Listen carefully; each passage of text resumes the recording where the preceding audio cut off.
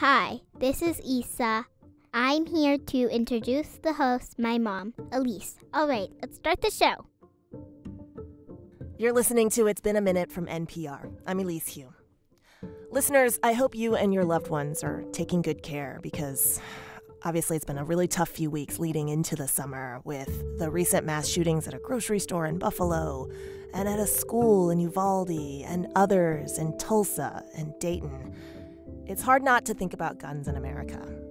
When it seems like political action is immovable, one thing we have on our minds is culture and the people who wield tremendous power in American culture and what it looks like and how it feels, what our values are. They're in the entertainment industry. They're making film and TV and games. Hollywood exports stories about heroes with guns and cops who save the day as kind of the regular rhythm of things. What if storytellers, producers, the industry writ large, what if it imagined things differently? There's this idea of art imitating life and life imitating art. And I think what's really cool about the entertainment industry, it's like 1 minute it's one and then the other minute it's the other, you know? That's writer-producer Nadra Widatalla. She's worked in gaming, where first-person shooter games remain hugely popular. And now she's transitioned to television writers' rooms.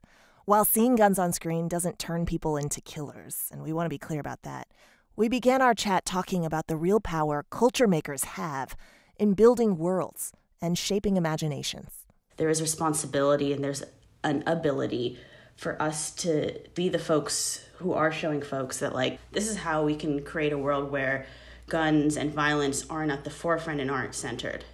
You have worked a lot in gaming, and now you are transitioning to TV writers' rooms. What do you think is the expectation when it comes to a lot of the games that are very popular out there and on procedurals for guns to just come into play as set pieces or as the answer? It's pretty normalized that in a cop show, a cop will have a gun. The gun will either be used, and that will be like the center of the narrative, is the use or misuse of that gun and what happens after it.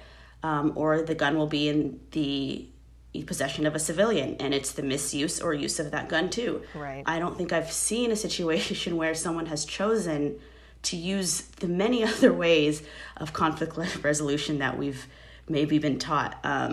The gun is always the first thing that gets ignited, right? It's like, I'm going to pull the gun out and then I'm going to see what happens. Right. You know, I think that's always the story.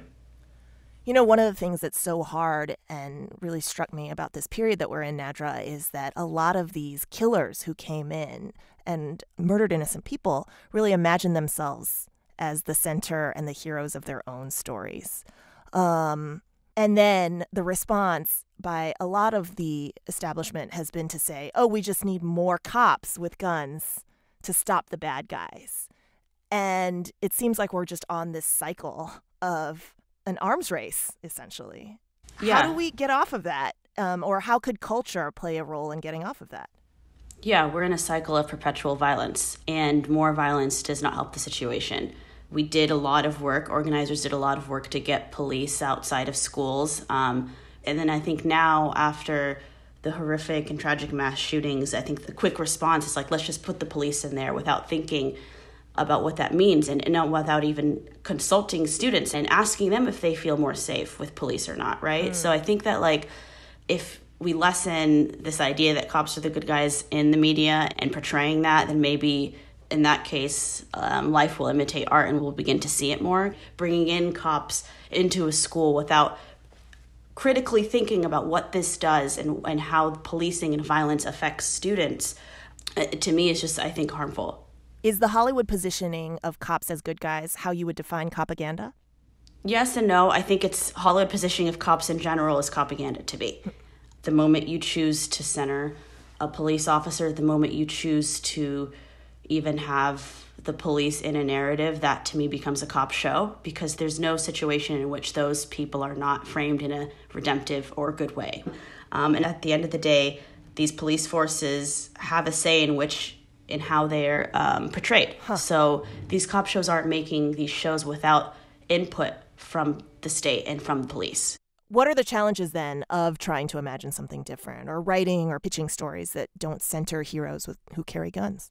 When pitching an abolitionist story or a story that doesn't that center the police or frame the police, I think people get really intimidated and just start to ask a lot of questions like, what does this world look like? Or what about, where do we put all the the rapists, or where do we put all the murderers? And it's like, why does your mind go directly to that, right? But why don't we start small and ask the simple questions like, is this police officer necessary, or is this gun necessary? And take it from there. I think, is it going to be received well? Probably not. Probably it's going to make people uncomfortable. But I think that is what our job is to tell stories that make people uncomfortable, to get people to think differently. If we aren't being imaginative, and if we are not helping you as an audience think differently, then are we even really doing our jobs? Why are we continuing to perpetuate the same cycles? How are you doing it in your work? How are you trying to challenge the norms? Aside from just being on a show that like doesn't center on all of these things, in my own work, my pilot is about a woman who has to choose between what side of capitalism she sits on. Oh. It's not a story that's anti-police. It's a story about a woman who doesn't need to put the police or violence first, or even in any space of her being, right? It's a woman who's choosing to put other things first. And what does that world look like absent all those things? What was it like for you, though, trying to pitch and sell a story like this in the industry that values, capitalist norms that we're used to and are often reflected on screen? Right. The capitalist norms that we're used to, and also just things that get people excited. It's this adrenaline rush, right? Like when someone's playing a first-person shooter, they're like, oh, I get to go kill somebody. Like it's pretty wild if you think about it, that we sensationalize these things. So then the idea is like, okay, well, then if we don't have these things, is the story's going to be boring? Well, no, it's not, because stories are about character. They're deep character meditations and character journeys. Yeah. But then as I started to create this world, as I started to envision this world about what it may look like, it started just to gain a little bit more traction, and people were interested, because for a moment, what was so grim and dark and just so like violent turned into something completely beautiful and imaginative and hopeful. And I think that is what we need. Are there other examples in Hollywood like this, where showrunners are imagining something different, or unpack our legal system in ways that don't use violence mindlessly? I think it's impossible to get rid of violence completely. I think that there's a way to do a lot of these shows that talk about policing or talk about trauma or talk about a lot of these topics. An example of that is Damon Lindelof's Watchmen. Firearms release is authorized. Chief, you're making a mistake. It was incredibly violent in and of itself, right? Incredibly violent show, but you can tell that the writers and he took a lot of care in how and which that violence was portrayed, and in ways in which harmful stereotypes were not repeated. And, we have a violent history. There's no way that we can just continue to move forward and not acknowledge that. Sure, but is there a way we can put that on screen in an imaginative way, in a different way? Again, if we approach things from an imaginative perspective, if we continue to want to do things differently, I think that's just going to serve us better all around. Where are there places where it's possible, or you're imagining a possibility for change or seeing things differently, but things stay frustratingly the same? I've been approached a lot about films or TV shows where they're looking for writers to tell either a cop story or a terrorist story, but from a lens of a Black Muslim woman, because I identify as a Black Muslim woman. I grappled with it for a while. I was like, this is progress. They're no longer asking a white man to tell this story. They're asking me, like, I should feel happy. Until I really sat back and realized that, like, oh no, why do we need another terrorist narrative? Why are you still obsessed with this thing? A lot of my career thus far has been saying no to things like that. It's been really hard. And I also can't take responsibility for the fact that it will get told, because that's also what we grapple with. It's like, if I don't tell this story, someone else will. But that burden isn't on me. What then, just to go back to your excellent example about Watchmen, what kind of impact could the industry potentially make in changing what we do about these really entrenched ideas, like how America thinks about guns? There's so many ways, like I said, to tell a very exciting, thrilling story without any violence, right? And that is what I want to see more of. I would love to see more an adrenaline rush, whether it's like a dark comedy or satire or something that just like doesn't need all the violence, need all the guns in it, to still take the audience into and through a thrilling ride, right? Yeah, you could have an action thriller, but not have an AK-47 in it. Exactly. Nadra Widatalla, thanks for joining us. Thank you. That was writer and producer Nadra Widatalla. You can find her writing in the LA Times and Bustle and more. Her TV pilot on prison abolition is currently in development. Coming up, we're moving away from television and games to the film industry to talk about why movies feel so long. That's after the break.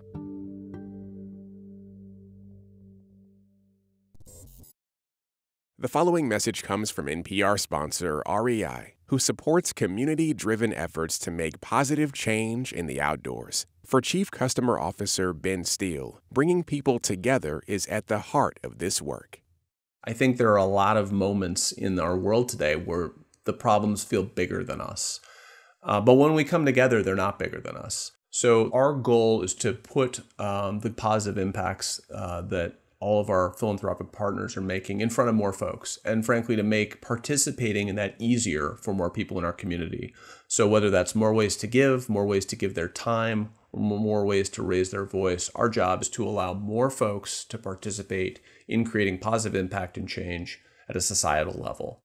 To learn more and join REI in their work to protect and share life outside, go to rei.com/betterisoutthere. You're listening to It's Been a Minute from NPR. I'm Elise Hu, and this past week I did something a lot of y'all did too. I escaped the heat. I sat down in a big, comfy chair in a super dark theater with a giant tub of popcorn covered in that fake butter that gets all over my hands. And I watched Tom Cruise reach supersonic speeds in fighter jets. Yep. I'm a sheeple. I was one of the millions of people who helped Top Gun Maverick set the record for the biggest opening weekend for a movie ever. With all due respect, sir, I'm not a teacher. Just want to manage expectations. And sitting right next to me, just hooting and hollering, was my friend and yours, Sam Sanders. And while we've got a lot of hot takes on the film, that's not what I want to talk about. Halfway through the movie, when I wanted to take a bathroom break, I looked down at my watch and saw the time. And I was like, whoa, we're only halfway through this thing. And that got me thinking something that creeps up every time I'm in a marathon movie. Why are movies so long these days? To be fair, Top Gun is only 2 hours and 11 minutes long. That's pretty short compared to other recent blockbusters. Dune, that was 2 hours and 35 minutes. No Time to Die, the latest James Bond film, 2 hours, 43 minutes. There's just no time to die. And the most recent Batman clocked a whopping 2 hours and 56 minutes, nearly 3 hours long. It might not be scientific, but it feels like movies are getting longer. That's how Variety reporter Rebecca Rubin puts it. So as we head into the summer movie season, I sat down with Rebecca to unpack why we're seeing films that are long enough to need intermissions. Hey, Rebecca. Hi, thanks for having me. So, Rebecca, just to start, how are long runtimes affecting moviegoing, if at all? Because it turns me off, but millions of people still saw Batman, for example. Yeah, what I found most interesting about that is that there's not really a huge correlation between movie lengths and perceived quality. If you look, two of the highest grossing movies of all time are Avengers Endgame and Avatar, which are both about 3 hours long. And then of all of the Oscar Best Picture winners in history, only one can be classified as a, quote, short movie, and that's Annie Hall. It's about an hour and a half. And so what struck me about that is if a movie is good, audiences want to see it. And so what filmmakers, producers, people who make movies have come to understand is that when people are saying a movie is too long, there's actually something else going wrong with the movie. It can mean that parts are boring, parts are perceived as too repetitive, maybe the plot takes a really long time to get going. Yeah, you make a good point, because a lot of older movies that came out when we were kids or before that are really long too. Like Gone with the Wind came out in 1939. That was a whopping 3 hours and 58 minutes. But I just want to point out, it had an intermission. So when did you start noticing that contemporary movies were getting longer? I think that it struck me the most, just anecdotally speaking, during the pandemic. I felt like my attention span just shrunk so much. And maybe it's because people were not going to the movies where you're forced to put your phone away, you're forced to have no distractions. Yeah. And so I feel like me personally, regardless of quality, there were just very few things that were able to keep my focus, which is why I started to dig into this in the first place, because I felt like when people were watching movies, it was just one of those comments that came up a lot. Oh, it was so long. And then when the Batman came out and I saw that the runtime was 3 hours and 1 minute, I thought, that's a long time to sit in a theater. And I did see that in theaters, and a lot of people saw that movie in theaters. You know, whoever the hell you are, you obviously grew up rich. Was it worth it? What? Compromising yourself for money? And while I actually did think it was a good movie, when I was 2 hours in, I looked at my watch and I said, there's still a full hour left of this. What is driving why movies are getting so long these days? There are a bunch of different factors as to why this phenomenon is happening. One of the ones that maybe makes the most sense is that these big budget superhero movies are really what's fueling the box office right now. Yeah. And so a lot of times these movies have big CGI heavy action sequences. And so some of the people I spoke to said that it's almost a way of saying, like, we've spent the money on this movie. A lot of them have budgets that are in the hundreds of millions. So we want to make people feel like they're paying for something that's worth it. And so that sometimes turns into just a bloat. Fight. Yeah, a bloat, basically. Fight sequence that's really long. And another reason is also streaming, which is really interesting because a lot of the appeal of working for a company like Netflix right now, if you're a big prestigious filmmaker like Martin Scorsese, you can go to Netflix and basically have free reign to do whatever you want. And so that's why he was able to make The Irishman, which is 3.5 hours long, which I don't know about you, but I watched that movie in 3 sittings because it was so long. Something funny happens to me. They're done. You understand that? And they know it because I got files. I got proof. I got records. I got tapes. Anytime I want, they'll be gone. I didn't even attempt it. Once I saw the TRT, the total runtime. Yeah, and I think a lot of people were honestly scared by that. But when you are working with a traditional studio, it kind of takes away a little bit of their power because they need to give some leeway to entice these directors. So if they can just go to Netflix and do whatever they want, well, there needs to be a little something, a little bending to the limitations. Okay, well, we've talked about movies that have felt way too long. What about movies that were long but felt worthwhile? There are plenty of examples of movies that are really long that are very beloved movies. 2 that we mentioned earlier were Avatar and Avengers Endgame. Those did incredibly well at the box office. Avatar did very well at the Oscars. And there are plenty of instances in between where there have been movies that would have been considered long, but they were very well received. And the way that's kind of determined is through test screenings. Huh. And so I spoke to Chris Columbus, who directed Harry Potter and the Sorcerer's Stone. Yeah. Welcome to Hogwarts. And that movie came in at about 2 hours and 30 minutes, which for a movie that's geared towards kids, I would say that's a little bit on the longer side. Now, in a few moments, you will pass through these doors and join your classmates. But before you can take your seats, you must be sorted into your houses. He said that the studio didn't give him any pushback about that running time because they had test screenings for the movie, and kids would be sprinting to and from the bathroom because they didn't want to miss anything that was on the screen. And then after the movie was over, parents would say, "Oh, that was long," and kids would say, "This part wasn't in the movie and this part wasn't in the movie," and they would have watched an even longer cut of the movie because they were so enthusiastic about it. Okay, before we let you go, irrespective of length, tell me about movies that are coming out this summer that you're excited about.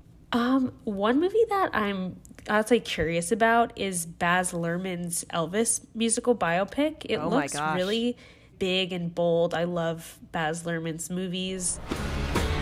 I wish to promote you, Mr. Presley. Are you ready to fly? I'm ready. So that movie looks like it could be a fun one to watch in theaters. Jordan Peele, who directed Get Out, which is one of my favorite movies, he has a new movie coming out called Nope. And I typically hate horror movies, but me too. He's a filmmaker where I feel like I'm worth intrigued enough to watch whatever he makes. Yeah.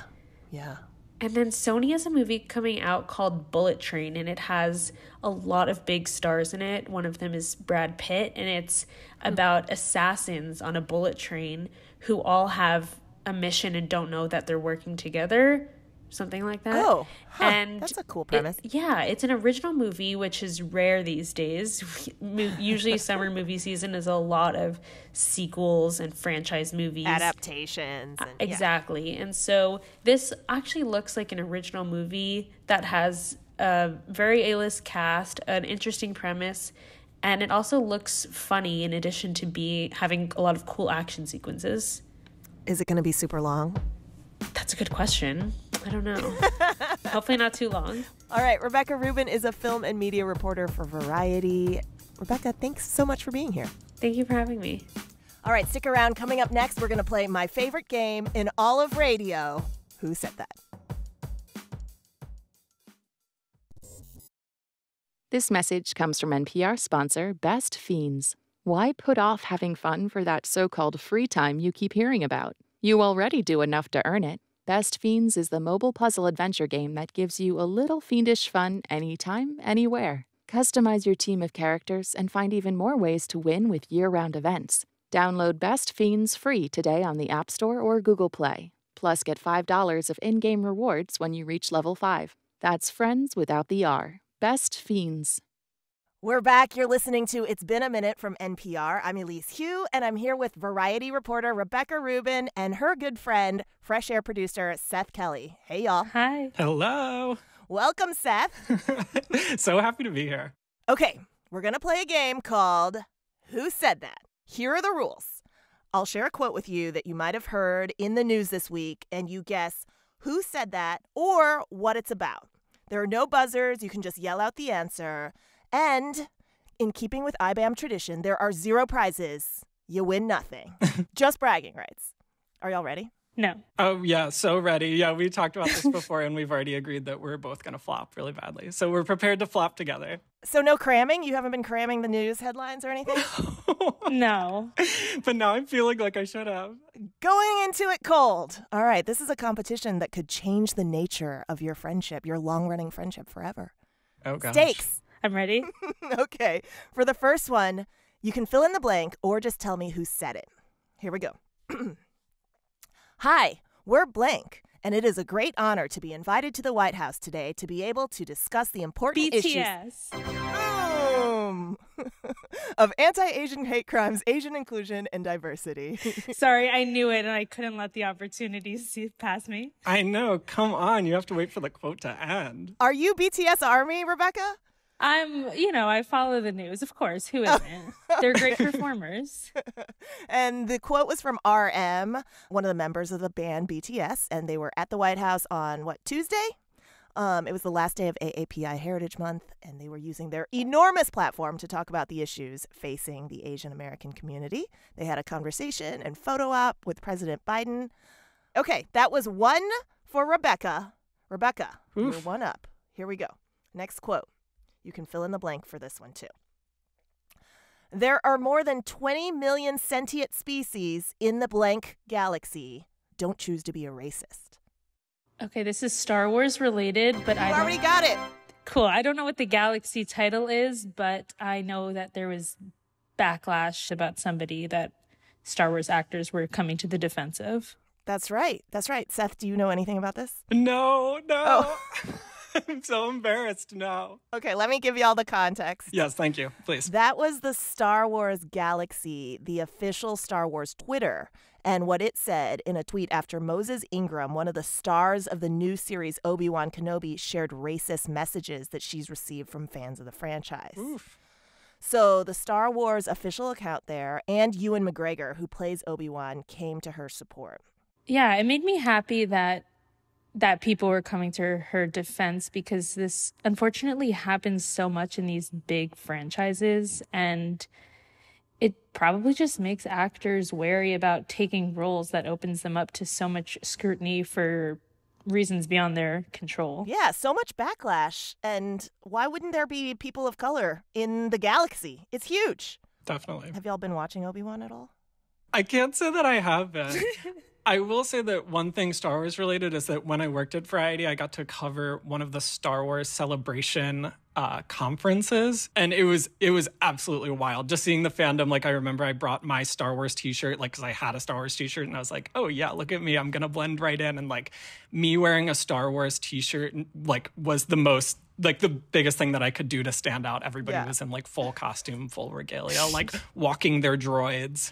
And I looked like such a loser. I love that. I'm terrible. I binge watched all of the movies before the most recent one, The Rise of Skywalker, came out. And so I'm like, my awareness is very low.